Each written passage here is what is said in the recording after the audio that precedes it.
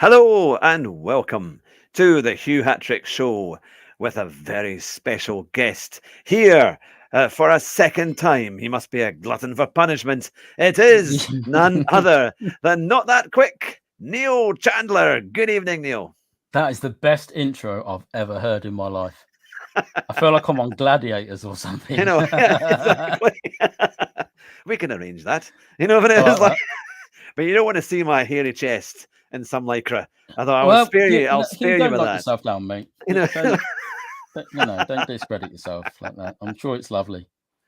It's great to see you all. We've got lots of people in the chat, and they've been there since about 8 o'clock, all pushing us on, telling us to get started. In fact, Neil was there just before I was. So it was there. There you have it. Having a guest ready It before I'm actually even ready makes a to. change for me to be on time to something, if I'm honest. But it's It really does not. good. It's fantastic to have you on the show, Neil. I know You're we welcome, mate. interviewed you before Christmas as your Hmm. channel was starting Yeah. to grow, and of course now you're monetized. You're well ahead of me, and we've had a good bit of fun chat in the off air studio time, which I'm sure we'll get covered. But it's good to see you. Great to see And that you, you're mate. well over 1,000. In fact, you're on about 1,400. Is it 1,300, 1,400? Just under 12 at the moment. Yes, and I've Nearly taught there. you the Nearly secret now. there. I've taught you the Yeah, I've had secret of some how to. inside information, Yes, some which I'm money in using. envelopes sent, Yeah. which I will wait Yeah. for patiently. But Yeah. but yeah. So tell me, in the last few months, what has been happening with your channel? And Uh, because lots of great things, I've heard lots of great stories. So let's come from the horse's mouth, indeed. What's been happening? it's gone nuts, to be honest. It's almost overwhelming. I started, as you know, sort of October time last year, and it went up to I set myself a target. I thought I'll try and get to 500 by Christmas, and then we surpassed 500 in, I think, November time. I thought, I wonder if I can get into the 1,000 or get to 1,000 by the end of the year, which we managed to do. Yeah, And it's not growing as fast as what it was, but it's still it's growing more steadily. But it's the things around it that tend to be growing a lot more. I have a Discord that's run by one of my moderators, and that honestly, my phone is constantly pinging with Discord messages into all sorts. It's brilliant. excellent. It's going in the right direction. It's going in the right direction. Yeah. And how have you found, because you're on Gran Turismo all the time? I mean, it's like streaming Yeah, most days, and yeah. because you're getting quicker and quicker, Well, and see you going up that leaderboard. In fact, I was going to ask you, how on earth did you do? Because you've been doing Bathurst, I think, this week, haven't you? You've been doing race C. I have this with mixed results. I would say 25% good, Uh-huh. 75% absolute trash. Well, I did race C today, but I started 14th and I finished. I think it was 11th, but I went on the Yeah. wrong tire. I started, of course, on the soft, Uh-huh. and that. But at least I didn't crash. I actually managed to stay on the track Oh, I've and be crashed. relatively consistent. But I've done lots of crashing. Me and that track this week are cursed. It doesn't like me, and I don't like it. And it's I funny think, though. It feels so different to the time trial, and yet we did the time trial in the Genesis a few weeks yeah, ago on the soft tire, racing soft tire, mm, and I got a 2 minutes 0.6. Now I'm mm-hmm. struggling to get a 201.7. That's my best time I've done on that, I've and I can't figure it out.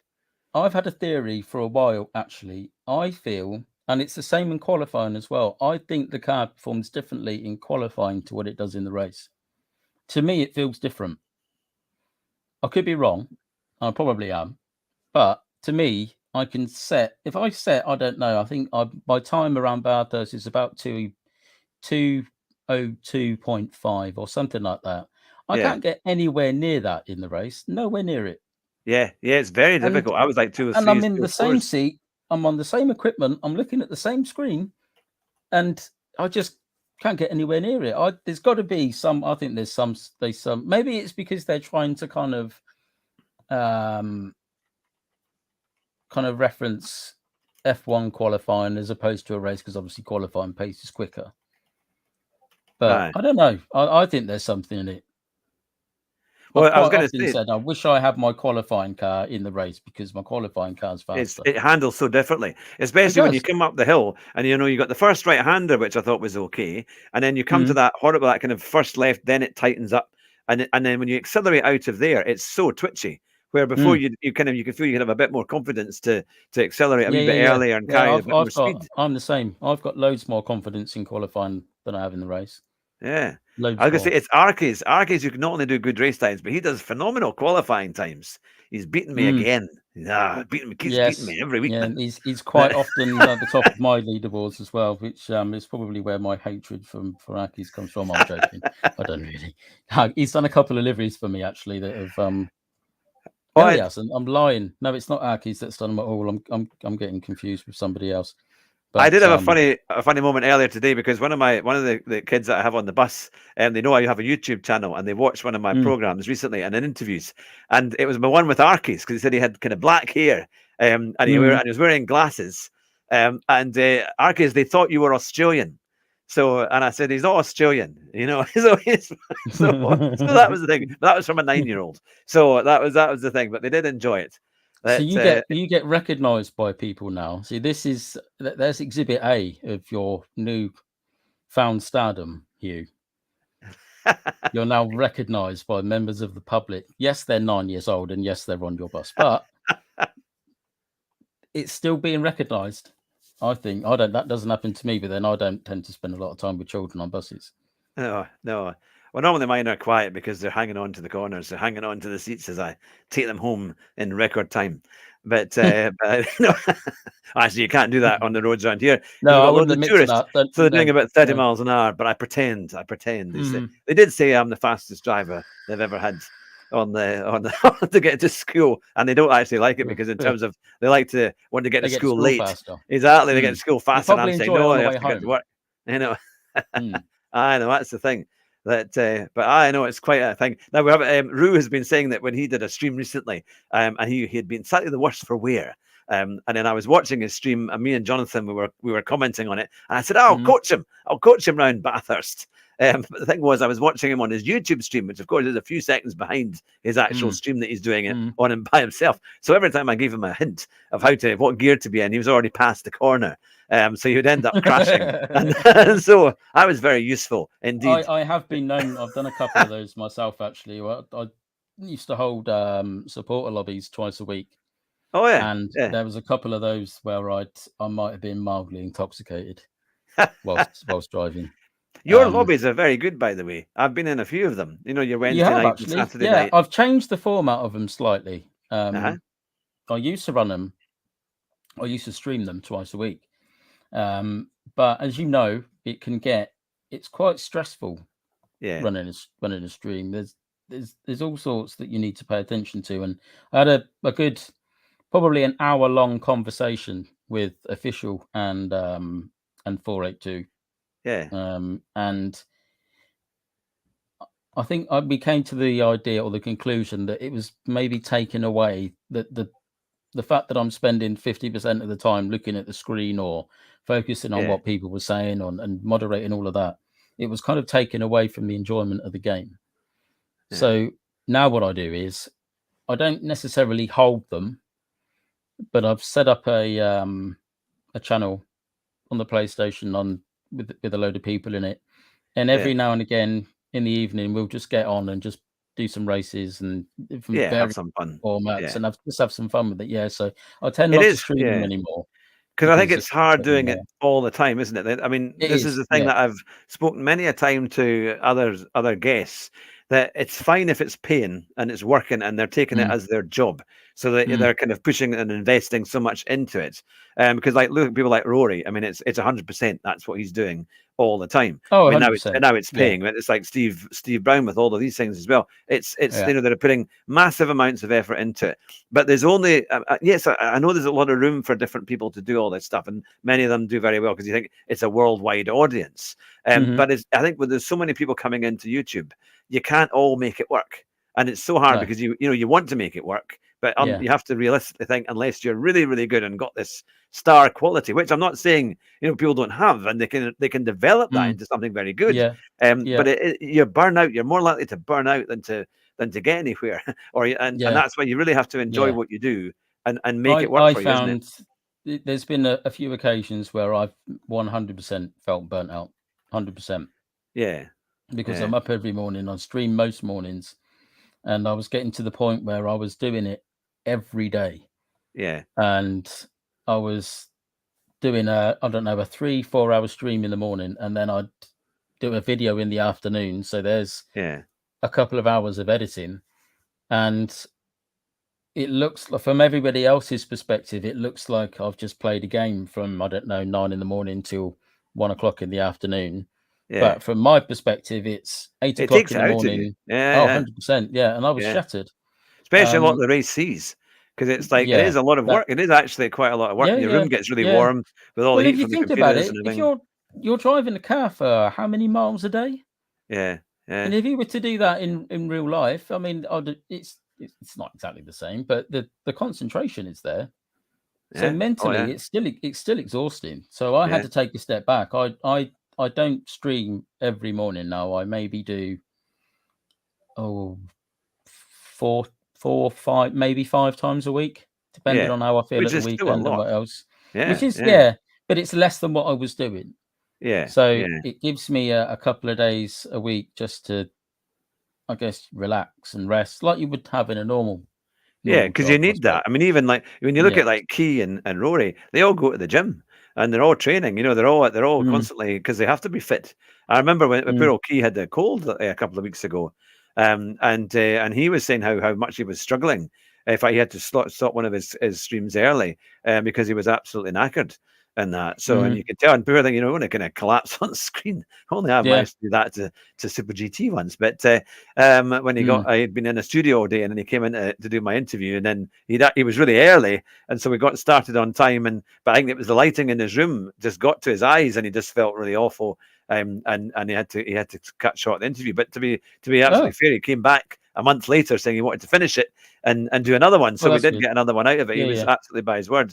So that's probably the one that I've watched. I was going to say, because I've watched one that he seemed okay, and I didn't realize he'd done. Yeah, that was just literally, I thought, oh no, I've killed Super GT on live TV. He'll never come back now. But no, it's but yeah, he'd been doing a big do with when recording at a Gran Turismo event. And so they were I think they've just been in the studio, when it's all that fake lighting all the time, it gets to, I think, we're in the whole day. But now Rua said here, Hugh's gym is the local KFC. Well, see, I saw that, but I really wanted to laugh. But you feel free. So feel free. It's at my expense. I did see that. That is quite good. I remember when Hugh, exactly. Hugh killed. He put Suara GT there. But what's been nice is Steve has been back in our chats every so often when I've been doing some streams when I had my 1000K special. A few weeks back, which was really good, but I know it's been quite a thing. So how you've been obviously experiencing now that you're monetized. I mean, which is a big, many congratulations for managing that. How have you found since that point? Has it been is it quite straightforward to carry that momentum forward, or has it been even more work? More work, definitely more work. I think it affects you kind of psychologically, because you get monetized and all of a sudden you think, oh my god, now my videos are going to make money, so let's just pump loads out, and it doesn't quite work. You think, oh, all these people are making loads of money on YouTube, so if I get a video that gets loads of views, I'm going to make an absolute fortune, and I'm going straight down to the BMW dealership in the morning.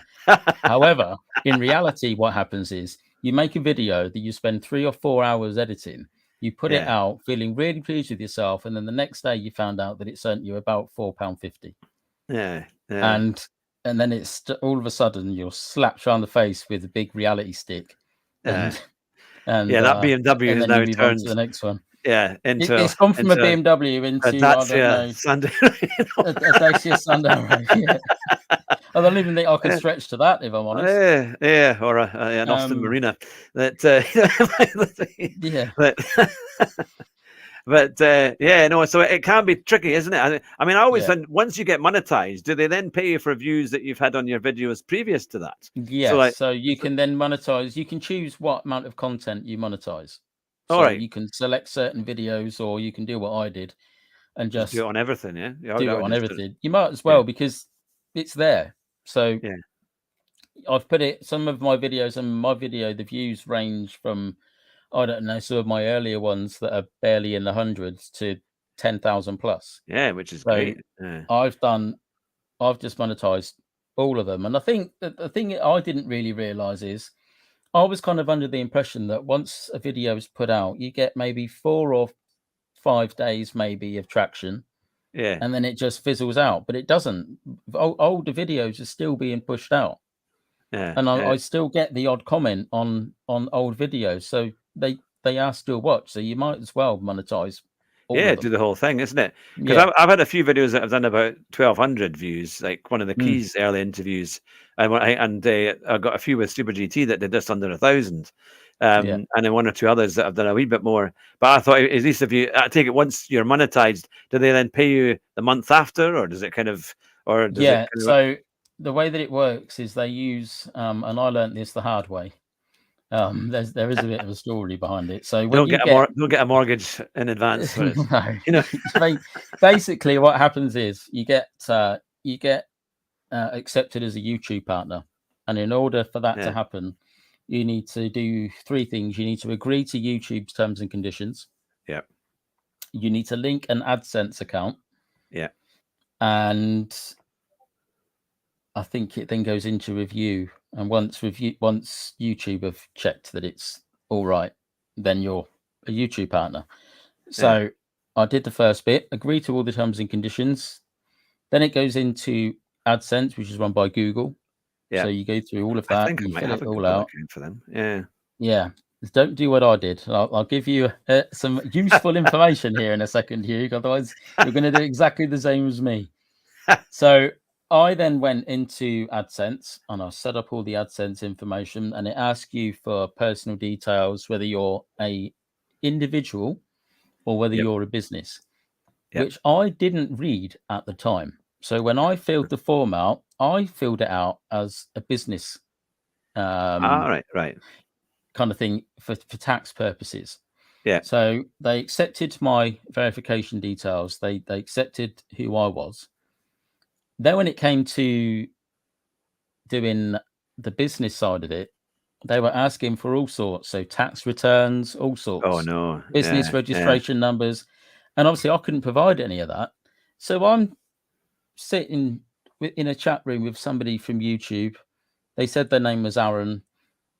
Highly doubt it. I would say Aran J was probably closer, Yeah. but he was saying the only way that you can fix this issue is if you close your AdSense account Yeah. and then open up another one as an individual. So I just went, brilliant, let's click that, done. Yeah. As soon as I clicked it, instantly the AdSense account is unlinked from YouTube. What they don't tell you is you then can't make any changes to that account or to the YouTube side of it for 32 days. All right. Goodness. So I then had to wait 32 days to be able to make the change or register the new AdSense account. Then I had to wait another month because they pay you a month in arrears. So they have what they call a cash injection day. Yeah. So on I think mine's about between the 7th and the 12th of every month, they will calculate what you've earned through YouTube, and then they'll put that over into your AdSense account. All right. And then you can And take that then out.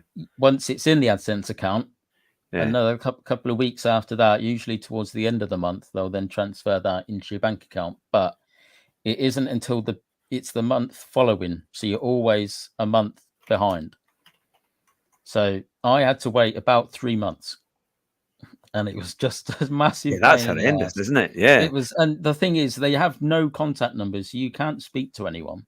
You have to do it through a chat room, and all they do is get a web page up with a load of information that's readily available to everybody else in the public, and then they copy it and then they paste it rather nicely into your chat room. And I'm thinking, I've read all this. Thanks for that. Brilliant. Yeah, it's Can I have my money, please? bureaucracy at its best, isn't it? You know? Yeah. And then you're getting so frustrated, and then out of the blue they get a thank you for contacting YouTube today. Is there anything else I can help you with? I'm like, really? Yeah. Is there anything else you haven't helped me with the first problem? But it is quite a long, drawn out process. Perhaps if I'd done it right in the first place, it might have been easier.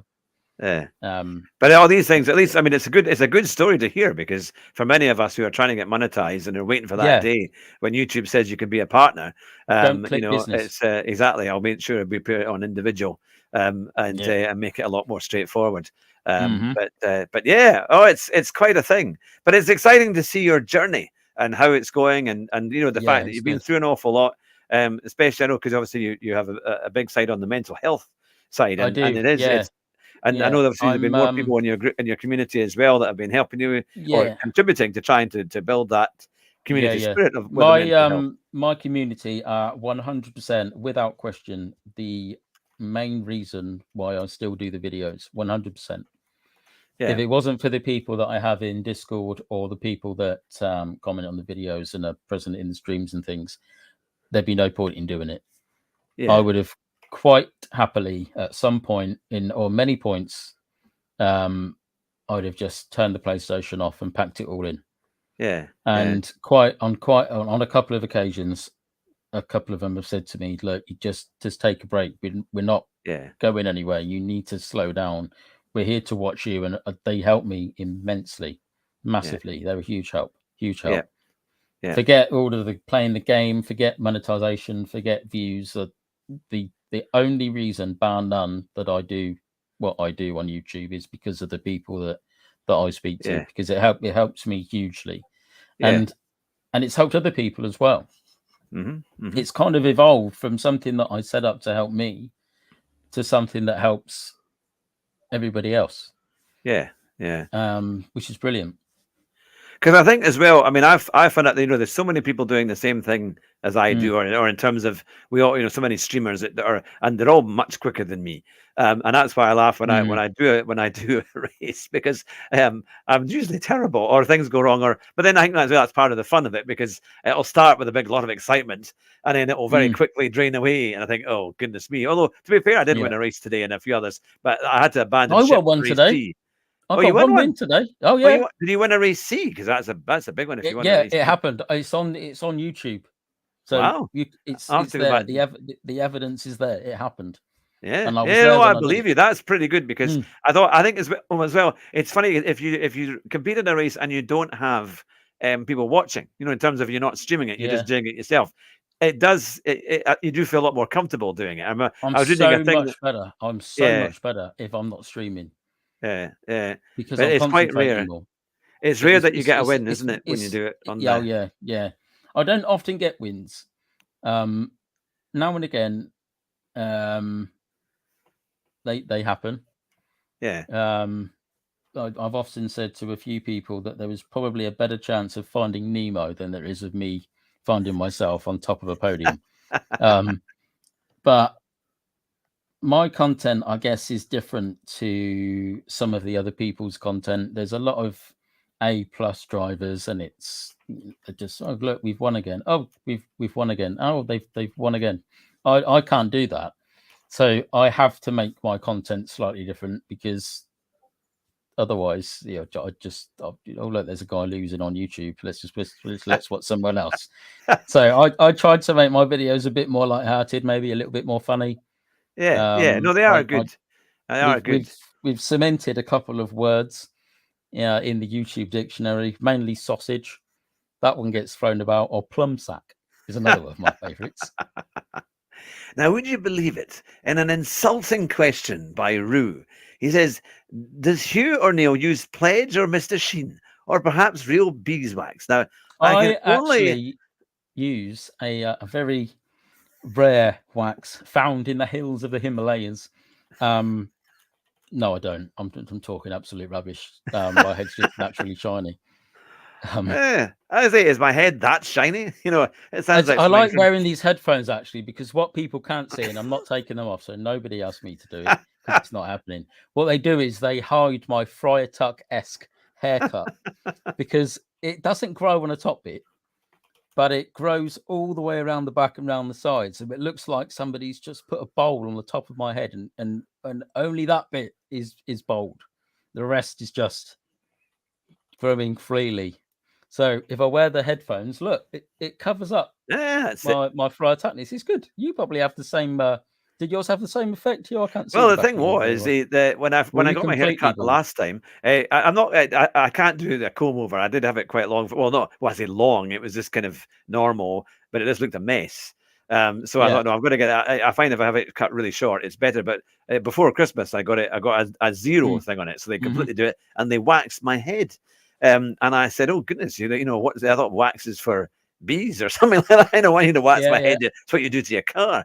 I shaved mine off. It's £4.50 for Comic Relief for shaving my hair off. Oh well, yeah. Well, I find it works better if I have it nice and short. That it's and Rue is now saying, just looking through the comments. A chewed pencil. This person's got matte. Larson's got matte finish polish for his head. Now I'm going to see Larson on Sunday, so I should be sure to get some. And I'll divide it down the middle for you, and I'll send some to you, mate, and we can both use it. Well, you wouldn't get that anywhere else, eh? You wouldn't. I can guarantee you, Jimmy Broadbent will not be talking about waxing his hair, or whatever on his head. But so that's the thing. It's an interesting conversation, isn't it? I don't mind if they're rude to me. That's all right. Now, I was going to say there was a question there saying, "What kind of car do you drive?" Jonathan was asking. What kind of car do I drive? Yes, I drive a 2014. Is it 2014, 14 or 15? 14, I think. BMW 530 diesel estate. Nice car, very nice car. Which I bought because I used to have a VW Caddy. Because before I did all of this, I was a mobile valeter. I had my own mobile valeting business, and I decided that I'd had enough of it because it was really good in the summer, but absolutely dire in the winter. Plus, it's very cold. And I'm a massive girl, so I didn't want to do it anymore. So I went and got a real job. And I kept the van for a couple of months, and then I sold it, and I bought this this BMW, and I love it. It's great. It's comfy. It's quiet. It's got electric heated seats. It's got voice recognition. It's so posh. Well, for me anyway. And I think it's great. And then I had it mapped. Oh, wow. So it's an absolute rocket, but it's really quiet at the same time. It's a proper big old man's car. And I got the estate because then I can get the dog in the back. But it's got just shy of 400 horsepower. So it's a proper missile as well. And it does 55 miles to the gallon. Win-win. Oof. That's pretty good going, isn't it? Yeah. I went all the way down to last year. I went all the way down to Normandy in France and back up again.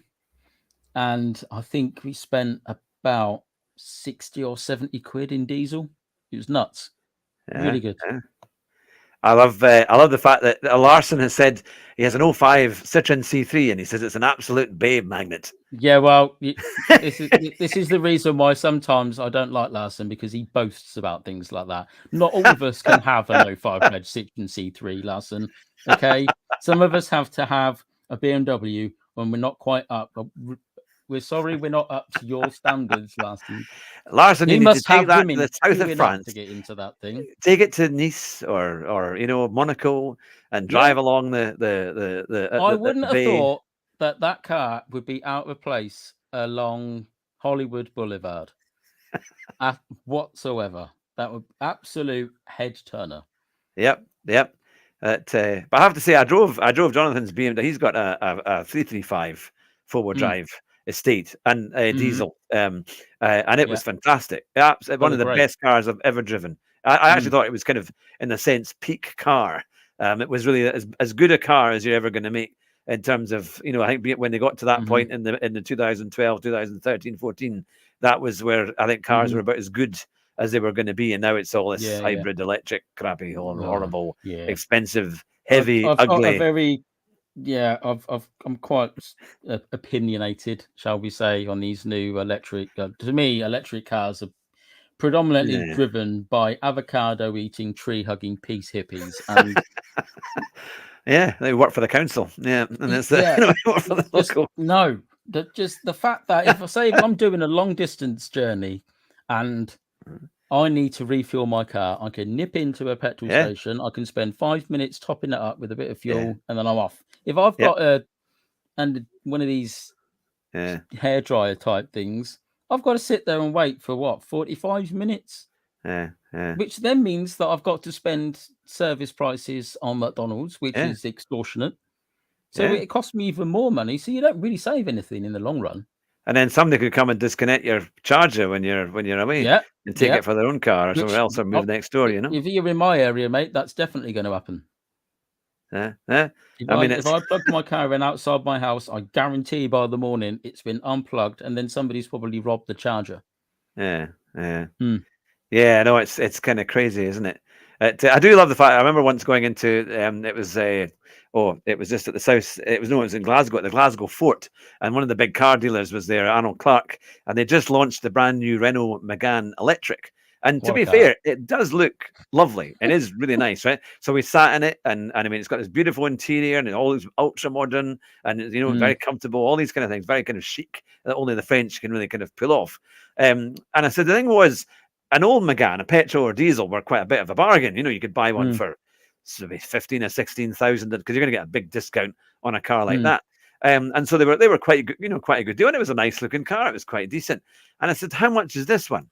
And they said, "Oh, why don't you have a guess?" And so I said, "Oh, 37,000." And he looked at me and says, "You're spot on. It was £37,000 for the cheapest one." And I thought, my For a Renault goodness, Megane. a Renault Megane. But the best bit is they Is it cannot made of sell them. myrrh? No, now if you want a one literally not even a year old or a couple, hardly any, they're like 23. They've lost like 15, 18 grand in their first year. So it's a bit of a bargain second hand for what it is because it's actually quite a good car for the Yeah, money. yeah. But This is I why I mean, don't and buy new cars. yeah, but because they're so overpriced, because that's again because regulations mean that they're taxing Yeah, manufacturers. yeah.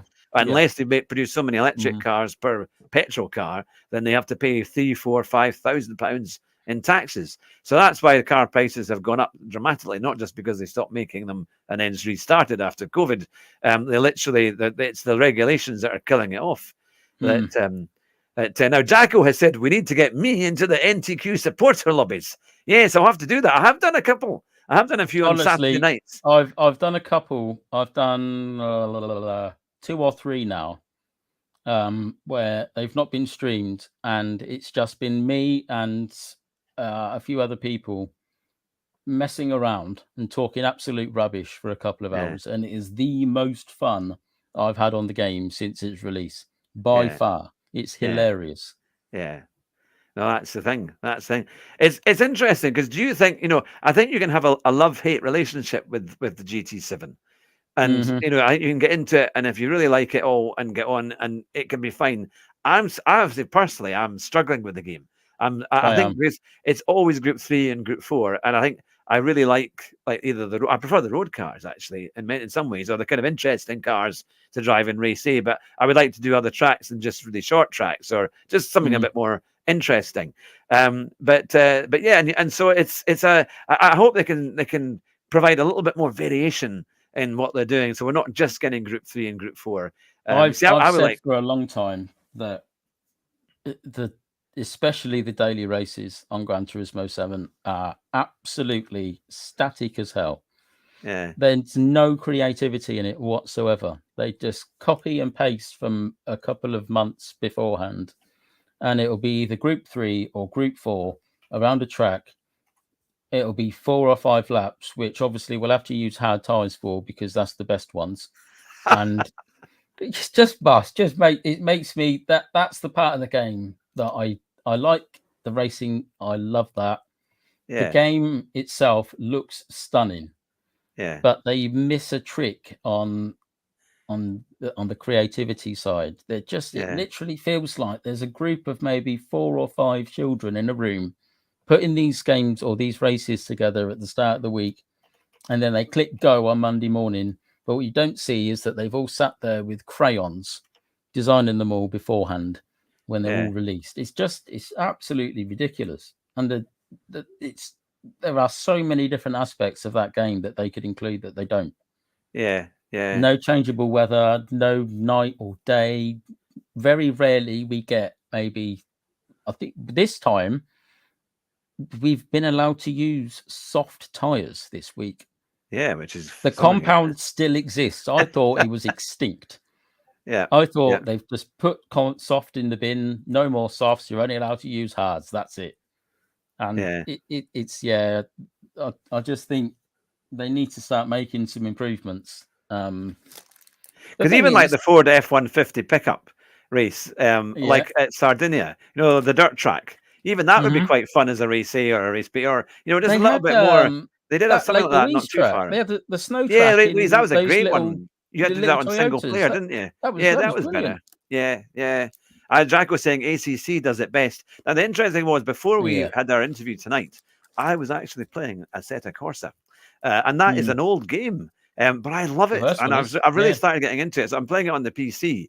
And it's really hard. Like, really hard. Even on single player, it's blipping hard. Yeah. But it's great fun. And it was just like, I find that far more entertaining, or just kind of gives me a greater sense of content doing that than I find with GT7. I think ACC appeals to a different type of gamer. ACC, I think, is more aimed at people that want that kind of realistic side to gaming. They want, the umpteen different setups that you can have. You can adjust everything down to tire pressures. Yeah. And it's about, I think ACC is about as realistic as console or PC gaming could get as far as sim racing goes. Yeah. Gran Turismo is more of a game where, a 10-year-old could pick up a controller and have a crack. And have a go. Yeah, well, that's what they're doing, and taking people off. And that's, that's what's happening. Just after Christmas, that was my theory, just after Christmas. The 1st of January, or whatever it was, when they were all still on holiday, was absolute bedlam. Yeah. Because nobody knew how to drive. And they still don't now. I have my moments, but you'll quite often see me coming. Okay, mate. No, I didn't need any room there. That's fine. Well, here's a tip as well. I've got a Logitech 923, and I believe it's the worst wheel for Gran Turismo for GT7. What part of the steering wheel is that's poking out in a rather flaccid state? And it's just I used to pretend it was a microphone, but it's not. Oh, it is. It's just the stand. It is. It's metal. It's the hard part. It's just the bit that clicks into my play seat. But I can't move it any further. I've got so little room in here. It's right next to the windowsill. So I need to get a little kind of sponge so it looks like a microphone, like some special upmarket microphone.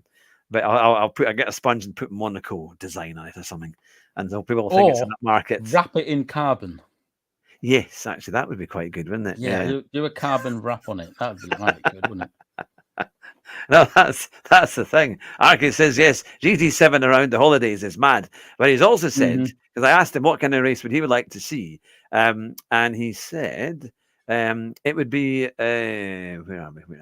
I liked a daily race, a daily C one make in the big red classic Mercedes, which is a fantastic car. That old Mercedes race car. It's like I don't know, what would that be? Would it be a 300 or 300? Yeah, and it looks amazing, and it does drive really well. Because even that time trial car that we had with the old Mercedes 190 Cosworth that they had a couple of weeks ago, that was a great car. That would be quite fun, because they've done like the Toyota GR86 at Autopolis and places like that, and they were actually quite good races. They weren't too bad. Not the best tracks for them, to be fair. No. But you kind of think that's the kind of thing that would be there. But Jeffro has joined us. Good to see you, Jeffro. Yeah, the 300 SLR. It's a real kind of classic driving, or the BMW 2002, because you can get. That's what I mean. You get Group 3 and Group 4, but we never get any new Group 3 or Group 4 cars. Yeah, but the old What we get 2002 would be is some fantastic. Vision GT cars that, let's be honest, nobody's going to use, and a Oh, Suzuki Jimny, brilliant. yeah, I know. I mean, That'll come in handy around you Group know, 3 even at like why didn't they Bathurst, have won't it? You think they could have had a Defender, the new Defender V8? At least that'd have been a bit more fun. Nobody wants to drive a Jimny. Nobody wants to drive a Jimny in real life. So why would we want one in the They're game? 30 grand. That's why they started off at 22,000. Now they're like 30,000. Yeah, they went. Suzuki Jimny. All these YouTubers started. I remember that. What's his name? That Shmee 150. Yeah. He went out and bought a Suzuki Jimny. I'm like, oh, you smug little. And now you can swap an engine because on the latest update you can swap the Jimny engine to something else. But I would just say just buy something else. You know what I mean? In terms of, it's awful. Don't buy something else. You can't polish a turd. Go and buy something decent in the first. It doesn't matter what engine you stick in it. It's still a Jimny. Jonathan had a Jimny. He had a really old one, and it's the only car that I said, right, because he offered me a shot, and I drove it for 2.5 miles, and then I stopped and got out and said, you can have it back. Suzuki used, I forget what it was called now. I think it was called an XC90. I can't remember. They did the convertible with the big fat arches on it. That was a monster. My mate had one of those. He was a hairdresser, which obviously makes no difference. But they were really heavy steering. Some of them didn't have power steering on them. They looked cool though, didn't they? Do you think? They looked wicked. The XC90? No? The XC. I thought it was not like it was. What was that? They used to make them in mega X90. That's it. Yeah, X90. It was a shocker. It was purple with white bits down the side, and he'd put these big kind of Halfords-esque wheels on it. I think they were TSW Venoms or something, some real old like 90s type things, and it was wicked. We used to drive around in this thing, and looking back on it, I would possibly not do it again. Because when I think about what we were doing, there was 2 grown men driving around in a convertible Jeep, which does scream a little bit, doesn't it? But at the time, I thought it was great. Yeah. I suppose it was. I'm trying to think what I was. Actually, that's what I was behind today on my bus that held me up for ages. They actually pulled over to let me get through. It was so bad. But because I was kind of weaving behind them. It was the Nissan Micra convertible. It was a 2008 Nissan Micra convertible. But it was like in the 2000s and late 2000s, quite a few companies did it. Ford did it with the Focus. VW did it with Nissan Micra convertible. Yeah, well, it's kind of like a hard top. I'm selling the Beamer. That's it. That's what I want. I want one of those. You need to look it up on YouTube. On YouTube or on Google, you'll see a picture of it. It is pretty hideous. I mean, the back's all wrong, and it isn't great. They did a Fiat 500 with a convertible, didn't they? And the roof just kind of folded it was kind of a small, kind of small. But you're going to get away with that because it's a kind of Italian chic. It kind of works a lot better. Still crap. But it's but now they only make the new 500 in electric version, which is a bit of a pain. The Micra CC apparently is the name of it, Hugh. Yes, the Micra CC. I must remember to search that on Auto Trader after this interview. It was remember they did the Citroen. Now, what was the name of that Citroen that the roof came off? The Pluriel. The Pluriel, and it was one of the worst cars ever made. Well, the one cheap. That they put one on a trebuchet, didn't they, at the end of one of the Grand Tour episodes? I can't remember the French one. Yeah. And they shot one over back to France because they said that this country didn't want them anymore. Just launched it. It was hilarious. When back in the day, I used to be a broker and I used to supply new cars all over the country, and they could not get rid of new Citroens. And there was a guy that kept phoning me. This was before Christmas time, and he said, "Oh, if you want to try and hit a target or something, I can supply you with these Citroens." And they were £12,500 new for the top of the range Citroen Pluriel, and he was giving them to me for $8,500 on the road. And at that time, that was a third off, brand spanking new, and they still couldn't sell them. It was absolutely mad. That says it all, really, doesn't it? We used to have a Citroen, actually, our family car for a very long time. My granddad gave it. It was my mum's dad's car. A Citroen BX. Oh, yeah. A red one. Oh, Arkins is going to be on there for that. That had the adjustable rear suspension that went up and down. And it was great. You started it and it went like you could feel it going up in the back. And I felt like the coolest kid in school because my car went up at the back. It was almost like having a car. They need a BX. GT7 has to get a Citroen BX and No, an Austin no. Montego. Yes, Why? it's got to. Why It's have going to we get. got right? Come You might on. know the answer to this, Hugh, because I have. Why do we have a Renault 4? Who wants to drive a Renault 4? None of us are delivering I drove it this bread. morning for in between races. Absolute dog of a car. Why? No.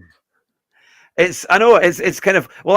I was having a laugh Random. with Arcus the other day about this because we said if they're going to make bad cars, I mean the Renault 4 wasn't known for its being brilliant, or I mean yes, it was quite basic, but it wasn't seen as a kind of like the Volkswagen Beetle and other cars. It was a cheap, very basic car.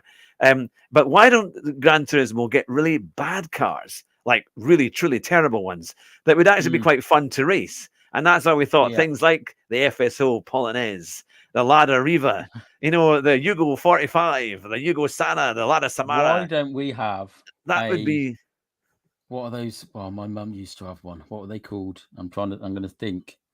They were really popular in the 70s. like a Trabant or something. No, I forget what they're called now.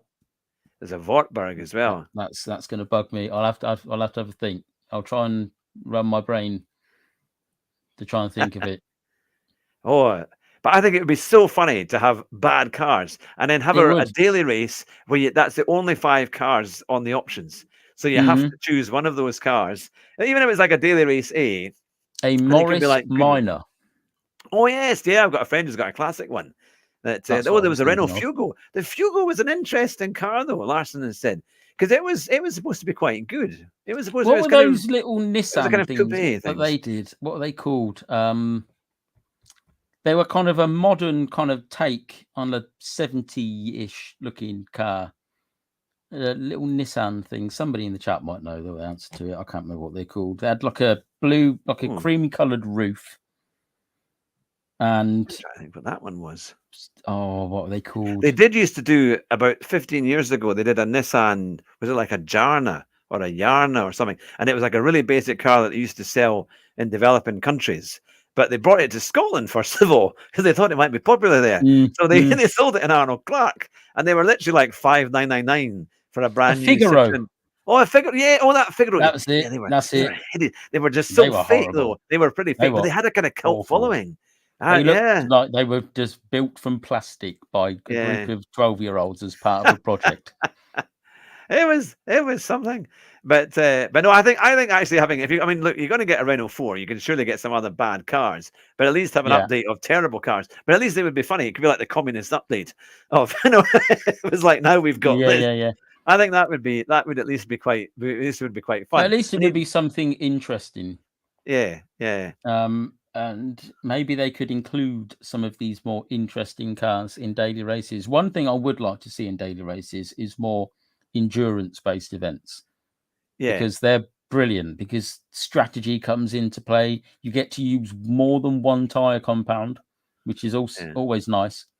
But we don't often have them. And I think the last time we had changeable weather was when we had Le Mans as one of the daily races. Oh yeah. Do you remember? Yeah, that was a couple quite of good. Months back, which was really good. Everyone loved it. And everyone was like, this is brilliant. And all the YouTube videos were entitled, this is the change that we needed from GT7.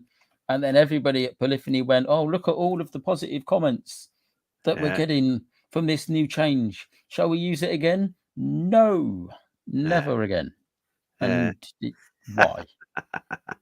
Yeah, no, it is kind of crazy. They do have a funny. I think obviously there must be a lot of sponsorship deals or things that go on ahead that probably dictate what cars are coming to a degree. But yeah, no, it's kind of. I was just saying, there's also I thought there was a BX GTI, which was something. I think ours was a 1.6, if I remember. I could be wrong. Yeah. Yes, Ark is saying they did a GTI, extra 16 valve with 160 horsepower and a car that weighs nothing. And the petrol tank was right in front of the rear bumper on the BX. So if you got hit by somebody behind you, it'd be an explosion of melted plastic. Did you watch that episode of Grand Tour where they did a whole episode on how weird the French were? Oh yeah, that was fantastic. Yes, because they drove up a mountain in a normal, like a Citroen Berlingo. or some Yeah, kind of thing. and Isn't I can confirm the reverse trick with the handbrake and the car bouncing up and down actually works, because I've tried it at work and it works a treat. If anyone from BCA is watching this video, that didn't happen. I didn't do it. Yeah, I didn't break it. But it's true. The French make weird cars. And it is also true that they are all damaged. I've been to France many times, and it is impossible to drive down any road in France without seeing at least one damaged car. Oh, they And just don't care. Yeah, they don't care. They no. don't care. It's literally like Hammond says, the paint is literally the wrapper that the car came in, because none of them have an immaculate paint job. Like, to see it, they just don't. They're not interested. As a nation, they're not really interested in nice cars. Yeah. They'll And just you keep the drive old past. The last time we went last year, there was a Mercedes dealership near to where we were staying, and I remember saying to my mum, "Why on earth have they built that there? That's pointless. one. It's like a speed bump on a runway. Absolutely pointless. Nobody's going to buy anything."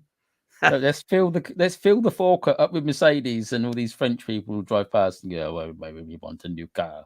No, I've got my 80-year-old Renault van from somewhere that doesn't exist anymore, and I'll stick with that. No, it's quite funny though, because we had friends. I remember we had French friends that my father knew, and we went to see them in the early 80s. It'd be like 1981, and I'm sure they had like an old Citroen. Was it a CX? You know, the one with the tiny little pillars. Archies will know the one. It was like the real kind of classic from the 60s or the late 60s.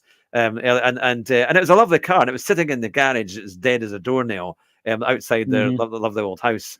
And I'm trying to think if it was in Chambéry. And then we went back in 1986, and it was still there, sitting in the garage, as dead as a doornail, and they just hadn't done anything with it. You know, so it was quite a thing. But they just keep cars until they are dead, and then that's it. And then they buy something new. They buy a car and they run it into the ground until it's literally falling apart and is unable to start. And then they'll think, oh no, I'll just have to buy a new one. But they won't buy a new one. They'll just find one that's probably about 3 months away from also dying, and they'll buy that one. And then they'll have to say, they're a very strange nation, the French. Very strange nation. Lovely country, but the French are weird. Very strange. Now, I've asked the question. Let's have the craziest combinations you can think of for daily races, and let's see if anyone from Polyphony decides to listen in and take some of our advice. If he does it for Tidney, imagine somebody from Polyphony Digital taking note of their community. That would be good, wouldn't it? Well, he does it for Tidney, so surely he can do it for us. You know, I wonder. There's loads of different kind of combinations that we could have. Some of the older, like Group C Le Mans cars. There's not enough races with those. They're some of my most favourite Tsukuba Group 1. That's a fantastic one. Yeah, imagine start finished. That is good. Great. I was going to say, my picture on my TV screen is that big now that I can see your icon. That is a one scary icon with those eyes. That's my good mate Sam, who's great from Edinburgh. Good to see you, Sam. We're having a good discussion here with Neil from his channel, Not That Quick, all about GT7. And, sorry, mate. I saw a KFC logo, and that did distract me somewhat, I have to say. That's what I used to get. I used to get a KFC logo from my DTR series cars. That was like someone, one of the guys, gave me a lovely KFC logo all over my car. It was great. The pictures from KFC is exciting. It's like roulette, because I usually use things like Uber Eats or Just Eat or something like that, and it's like a game of roulette, because you're 50% you're in the middle, so on the fence between getting a hot one or getting a cold one, and it's always like a really exciting game of like KFC roulette. How am I going to get a hot one delivered? It's the same with all of them. McDonald's is the same. I can't remember the last time I had hot chips from McDonald's. Well, you can guarantee, because if I've been in KFC, I go to one in Ashington, and it's normally there's a fight going on in the car park or something's happening. But when you look out onto, you always get a seat looking out onto your car. Or for me, from my bus, so I know it's still there when I go back out. But all the delivery drivers come straight in, and they just park in the disabled bit. So you know they're all coming and going out because they just don't care, and they just park in the disabled bays and then head off, and that's it, and off they go. I think this is the problem. A lot of the Uber Eats drivers, they just don't care. I used to get deliveries, but when I used to work doors, I would quite often order food at work. And I ordered a burger, I think it was a Big Mac meal, and they'd put the burger and the bag of fries and the drink in the same bag. And when it got delivered to me, the chips were just nestling up nicely against this cup full of liquid and ice. So I thought, well, that's intelligent, brilliant. Whoever packed this has obviously got, an IQ of a flip-flop. It's just ridiculous. Sam has remembered because he was at my wedding. My mate Jonathan, who's also in the chat. You're married? Yeah, I'm married. Yes, married. Excellent work, Hugh. Well done. Yeah, you look surprised. And it was the one. It was the one. And well, Jonathan, for his wedding speech, the most fantastic wedding speech, he actually got me a bucket from KFC that was signed by all the staff from the local KFC office. It was brilliant. It was absolutely brilliant. Elite present. If I ever get married, if I ever find somebody stupid enough to marry me, that is what I want. If anybody in the chat is invited, if a wedding happens and I invite somebody from the chat, if they don't give me a KFC as a wedding present, I don't want to see them ever again. I've still got it. I think it's up. You've still got the bucket. I think it's up here. No, I kept it because it's very funny because they put. There's no food in it, is there? No, obviously there's no food in it. No, it was an empty one. But it's even got a message from Sergey saying sorry about the E. coli. The KFC actually closed when Hugh moved away. Well, they took a huge slump in profits. The margins went down dramatically. That was the thing. But it was quite a thing. But no, we don't have. Unfortunately, in Alnwick, they don't have a KFC. They've got a McDonald's, but they don't have a KFC. Maybe we'll get one at some point. You never know. But yeah. So no, that's been my thing. Now, Larsen had said, going back to GT7, he said actually Group 1 at Suba would be great. That would be kind of crazy. That it would be crazy, but like I say, it would. I will demonstrate how this race would work. And conveniently, I'm in front of my steering wheel here. So let me just demonstrate. I'll do the noise. So you go bing, bing, bing, go, finished. Yeah. And that'll be it. Done. Because that laps what? About a minute? And in a Group 1 car, I don't know. Yeah. 40 seconds. Group 1 at Goodwood would be quite fun as well. It'd just be kind of crazy. Yeah, done. That would be the thing. Goodwood, I think, is a great circuit. We played a race underused. Definitely underused.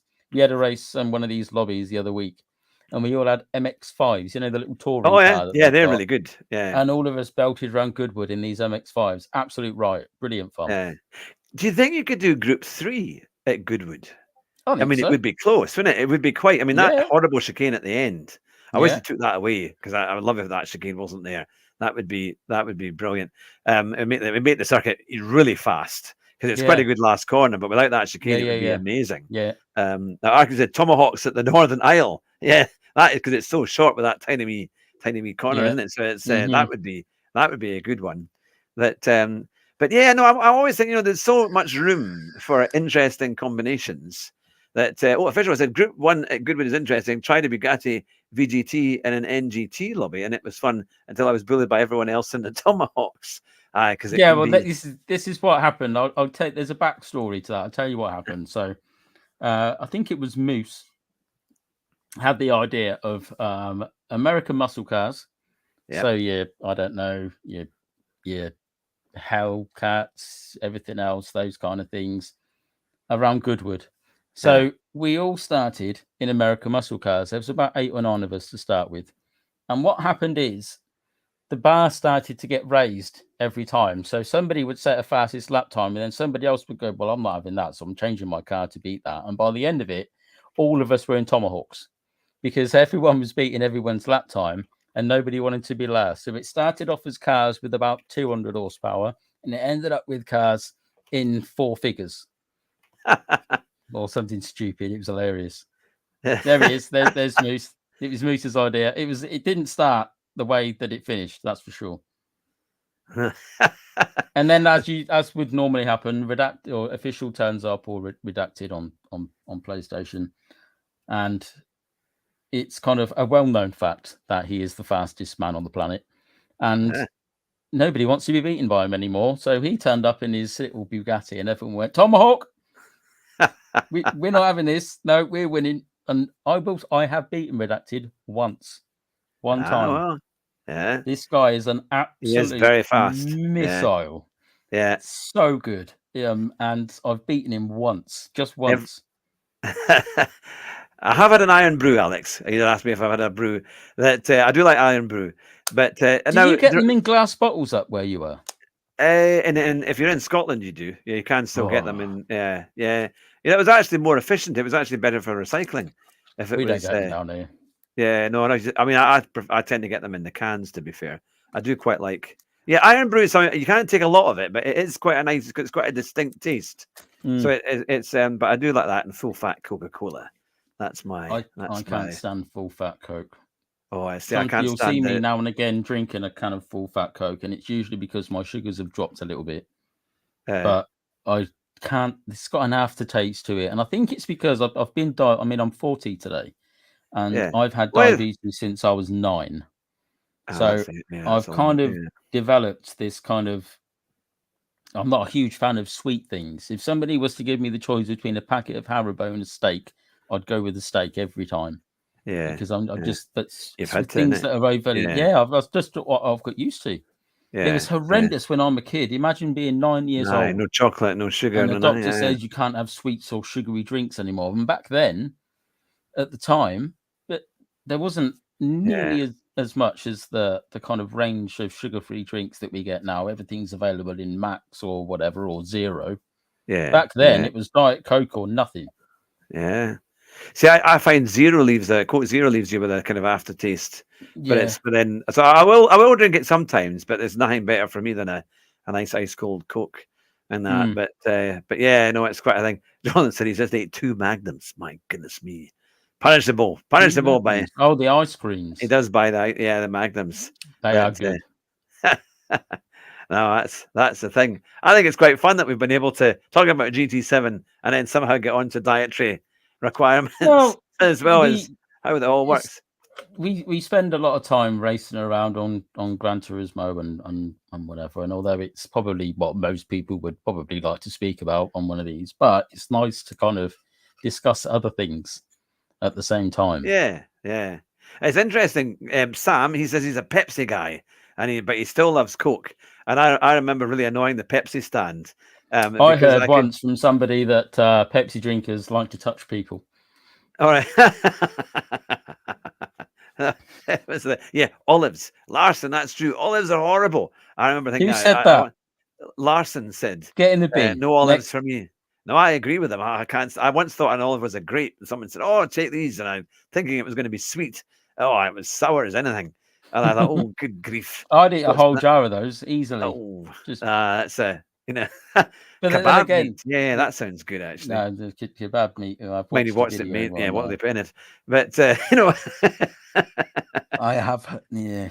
When you see it, when it's hanging there, and they're cutting it away, and right next to it is the fly electrocutor, literally a few yards, a few inches away, and you think, where did it go before it got electrocuted? But there is. I will admit, there is nothing quite like a hot steaming kebab when you've had a few jars. But the next morning, you kind of realise I've probably just eaten minced eyelids and penis or something, or whatever it is they put in it. Is grim. I was asked, do I ever take a whiskey? Yeah, because being Scottish, that should be the drink of choice, isn't it? I've got a very nice bottle of that downstairs at the moment. Well, my dad has, but I'm afraid my father was more of he had nice wines. He would always have a nice. He liked his wine. But I've just thought I've had more of a sweet tooth, you see. So I've always kind of liked sweeter drinks, and I could never really get into beers, or I've tasted wines a few I times here and know. there, and even champagne at big occasions. But it's just I've never really liked it. I've never kind of thought, I'm not a massive beer drinker. I'm not a huge wine. I'm not a huge drinker in general, to be fair. yeah, If I do have a drink, it's usually cider. yeah. Yeah, I mean, I've got nothing else against people drinking at all. I don't have any. You know, it's you know, I think it's each to their own within reason, really, isn't it? You know, I think that's all in moderation. They'll take the passport off you for that. Yeah. Well, I'm hoping that Sturgeon might do that. You know, so that's why I moved out. I moved away. That here's now. What is in haggis, and can you compare the flavour to anything else? Well, I mean, they jokingly say that the haggis is a kind of Scottish sheep, isn't it? Or it's come from it. I think it is something to do with something from a sheep or a pig or something. It's a sheep's kind stomach. With some kind of sheep's or a pig stomach that it's usually encased in. But it is amazing. I was basically offal mixed with wheat, isn't it? Or is it wheat? Awful. That doesn't sound good. I think there's more speciality ones that you can get. But I had one. I was at Trump Turnberry a few weeks ago with my wife for an anniversary occasion, and we'd meaning to do it before Christmas. And they in the breakfast, because it was right after the Burns night. Just a few days after that, they still had some, and so for the breakfast. I took a picture of it and put it on my community post. We had sausages and fried eggs, and then we had haggis. And the haggis was just amazing. Oh, it was the best thing ever. And I went to a pub recently with my brother actually for lunch, and on the menu they had haggis Scotch eggs. And Scotch eggs delicious. I would be a bit wary of, but haggis. A good haggis is really nice. A good haggis is nice. Yeah, a good haggis is nice. I think it's an acquired taste, but I don't think it's the taste really that puts people off. I think it's the perception of what's in it. Yeah, that kind of maybe puts people off a little bit. Me, I'd happily eat it. Salmon said haggis with pepperoni pizza on top. My goodness, with red onion. Yeah, I would take the pepperoni, but just not the pizza. Minus the carbs. Haggis and pepperoni pizza on top. Does he mean pepperoni pizza on top of the haggis? I suppose. Yeah, even you could. Have I read that wrong? No, I think that because pepperoni pizza is obviously the breaded with the. Oh, does he mean pepperoni pizza with haggis? That makes more sense. Yeah. Oh, it is deep fried haggis and Drambuie sauce. Delightful. Yeah, because you get them. There's actually the Drambuie chicken, isn't it? It's that special name for it, and they cut out a bit of the fillet and they put haggis in it, and then they give it a kind of Drambuie sauce, and it's really really nice. Yeah, you get it in a lot of Scottish restaurants, especially round about the Burns night time. But yeah, no, that would be a thing. Maybe we need to have a lobby night where every time you win a race or you do a particular position, you have to have a particular type of food. That you've never had before. That could be interesting. And that could be quite a. We'd have to set up some sort of way of proving that said food was eaten, wouldn't we? Yeah. I mean, I think most of us have got phones. We could set up a Skype I'm sure we could do or something, or just have. Yeah, no, I don't know. Maybe there is something that could be done with that. I'm always open to new suggestions. It's kind of the thing because people normally do. If this happens, try everything once, Hugh. Well, actually, no, don't. No, that's no. I didn't. No, forget that. Don't try everything once. Some things should not be tried. Now, moving on. Yes, I was going to say. What do you think? Because we asked this question a few days ago when I was speaking to Sparks Theory. What do you think? Will be the evolution of YouTube in the next wee while, because obviously we're streamers. We stream out to our chat, and I was thinking that you have a screen like what we have here in front. We've got the two of us, and maybe down below you could have like the top 10 people in your chat with little pictures, almost like a Zoom call. So they'll be able to be. They'll be able to be in the like that at the moment. If you have, I think the top 10. I think they're on my channel. I think you have to have 8 or plus members on the channel. All right. You can have like it shows individual the icons next to the names, the little badges. It shows them, and it will show your top members or something. But I don't know how it would evolve. I don't Yeah. know what It, else I they think that could would be do. quite an interesting thing, wouldn't it? That you could then choose to have your face on it. So if there was enough room, Yeah. you could have like the top 10 people as doing what they are doing live there. So you can kind of, it would just give the chat a bit more. I'm just going to think, what could you do next to make that happening? You know. And Jack was saying, with streaming taking over YouTube, we'll probably end up dying within the next 10 years.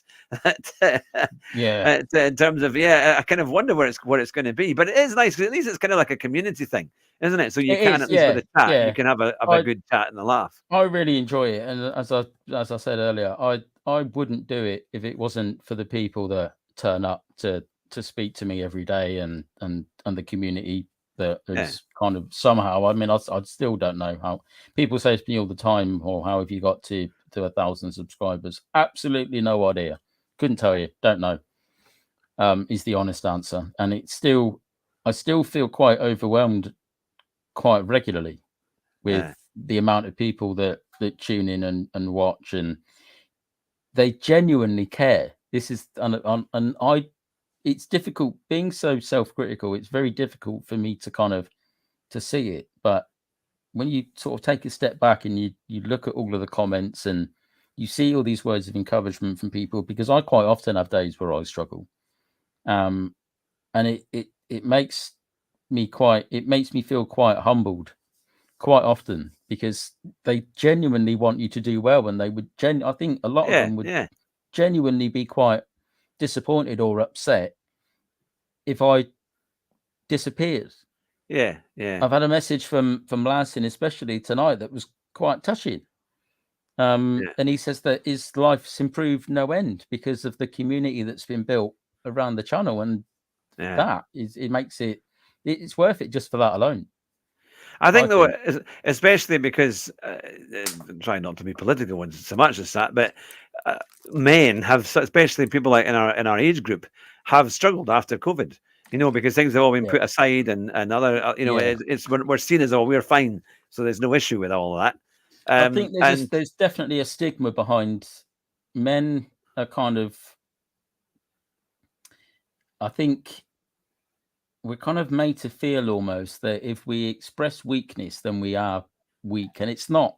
I made a video recently, and I basically said that the phrase "man up" needs to just get in the bin completely, because your gender has nothing to do with it, whether you're male or female or a toaster or whatever you want to identify as. It doesn't matter. If you're feeling like you need help, then people should feel like they can speak out to get help, and that is literally what a lot of my channel is about. It's about speaking out and feeling comfortable enough to do so. Yeah. And I think because at the end of the day, no one's going to stick up for us. So in terms of that out there, certainly, you know, we're not got really to have our own represented in backs, that haven't way we? of, Really? so we have to be able to, you know, we'll take the flak on all sides. But no, so it is. This is like this. I almost used to think it's almost like the new version of meeting your mates at the pub. Because you would go to the pub and have a drink, meet up and chat about all the different things that go on. Here we just watch somebody race and talk about cars or talk about whatever it might be, and get on, and that's a great community thing. So no, it is a fantastic way, and I'm sure I think this type of streaming is hopefully here to stay for a long time, because it's only growing. That's it. It's only getting bigger. It's not. It hasn't shown any signs of dying out. There's always there's new platforms popping up. I don't think it's going to go anywhere anytime soon. But like you said, it is a community. I actually had my first therapy session the other day, and she said to me, "Do I get out and do I see friends and whatever?" And I said, "To be honest, I don't." And it's true. I'm not ashamed to admit I don't often leave the house, because of what I suffer with. But I still talk to people every day. So I'm always connected, and if I'm not talking to somebody in the chat on the game, it's somebody on Discord would have messaged me, or it's somebody. I mean, the moderators that I have on my channel have my phone number, and they'll often message me and ask how I am. And like today, I was a bit late because I'm stupid and I didn't start the stream at the time that I'd scheduled it to. because because we were waiting for it to start. yeah, apparently I can't tell the time. It was about 25 minutes past one or something. Isn't it? So yeah, my first sign of turning 40 is that I've now got Alzheimer's and I forget things. But we should all sing happy birthday to you, by the way. We shouldn't. No, we definitely should not do that to you. I've got a great voice. Messaged me today. I don't doubt it. He messaged me straight away and pretty much said, "Is everything all right? You're having technical problems," and that kind of thing. I think a lot of people would probably that comment would kind of go unnoticed, but with me and a lot of other people, that kind of thing, it's nice to be, or it's nice to have that feeling that people are checking up on you. And I get it quite often, and it's brilliant. It's literally like everyone that watches me and everyone that speaks to me, we're just a group of mates. Yeah. And that's literally what it feels. That's what it's like every day. And it gives me, I get up in the morning and I look forward to talking to people. It's great. Brilliant. I love it. So yeah, no, it is good fun, isn't it? As much as I've wanted to throw all of your equipment out the window on the odd occasion, on a daily basis, for me, well, I say G923 quite often. I wouldn't. I couldn't not have the Discord. If I didn't have the community, I know for a fact I would be in a much worse place than I am now. 100%. Yeah. It is so nice. It is so nice. And hopefully we can do this on a good regular basis, because I think just having fun chatting away, and we didn't even talk about Formula One. My goodness me. We didn't, and it starts in 2 days. It starts on Saturday. I didn't realize the race was on Saturday night. And somebody said, it's Saturday night. And then so they're having something to do with 3 o'clock. Yeah, it's the start of Ramadan. Start of Ramadan on Sunday. So they're going to do it for that. So so Bahrain and Saudi Arabia. So yeah, so it's the it should be well, I'll say it should be an interesting one. Let's be honest, it probably won't. Well, to be fair, today the Mercedes were quickest in second practice. I think it's going to be a bit closer than we think. I don't know if that Red Bull was maybe as reliable. Verstappen was saying he had gearbox trouble, or it wasn't changing up, changing down, just like what I've got on my 923. Doesn't change down when you brake. But it's like, I've had issues with this actually with my Fanatec stuff just recently. So that's the thing. It happens to everybody here, I think. That I'm going to have to finish up, because I'm next to my children there in terms of their rooms next door, and I'm being told that they can hear me. We have been talking for nearly an hour and a half, which is brilliant, which is absolutely fantastic, and that's why I say we've got to do this more often. We should make this regular, and I'll say anyone else in the chat as well. This monthly. Yeah, can we do this monthly? Can you? Anyone in the chat who would like to join us? I can take up to about 4 or 5 people here as well. Apart from Larson. Larson. It'd be interesting to meet Larson in person. No, because he'll just come in and be like, "Oh, I drive a Citroen C, whatever it is." I wouldn't mind a DS4, or a new C3. C3. No, what's our Aircross isn't so bad. But no, that's the thing. But no, it's been fantastic to have you on the show. We definitely need to do this. I think we need to do an F1 roundup. Once or twice a month would be fantastic. And as I say, if anyone else wants to come in from the chat as well, just let me know, and we'll get that sorted out. That would be super, because this has been just a night of wonderful chat and pleasure, and it's just been great. It's so nice to be able to do this. But thank you so much for coming on the show. Stay on the line as we bring it all to a close. And for everybody who's been watching and supporting us tonight, it's been an absolute honor and pleasure to have you with us. So, our famous phrase. Do you remember the phrase now? My famous phrase, Neil? Something about driving buses quicker? Almost. Drive fast. Drive your bus even faster. That's and it. You've got to say it like Clarkson, like the best car in the world. It's great to see you, everyone. Take care. Have a wonderful weekend. Good night, everyone. Bye just now.